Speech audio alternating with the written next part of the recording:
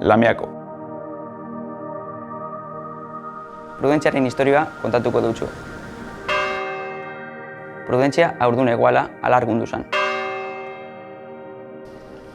Senarrik barik, lagun edo familia ezagunik barik, eurak bakarrik atera behar izan eban bere semea. Haurtxoari Inazio izena jarri utxan, eta sarritan eramaten eban portura, itxasontziak ikuse izan. Eta Inazio hain maiz joan zan portura, non itxasontziz leku exotiko eta urrunetara bidadeatzea amesten baitxu.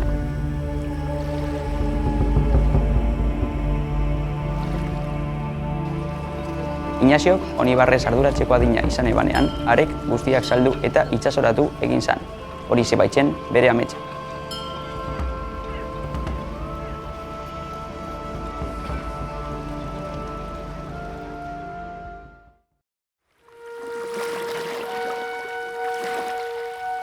Prudentzia oso triste eta bakarrik gelditu zan, eta Ibai Zabalen bokalera begira egoten zan beti, semearen ontziaren oiala ikusteko itxaropenagaz.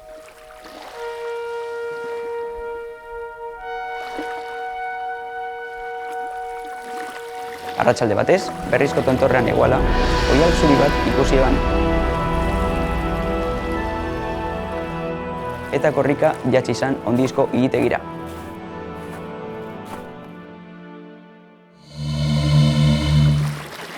Baina ontziaren albora iritsi zanean, lurrera jauzi izan. Bihotxak engainau egin eban, ez baitzen Inazioren ontzia.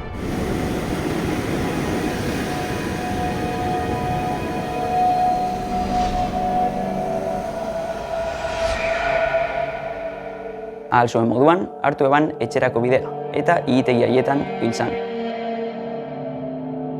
Une horretan, Laminen kantua entzun omen zuen Prudentziak, eta haietako bat bihurtu omen zan. Elezaharraren arabera, kantu gozo eta berezi hori aditzen omen da mendi horietatik bertako seme bat ateratzen danean. Orduz geroztik, ondizko igitegiei Lamiako hondartza esaten jake, eta hortik datorkio izena Lamiako herriari.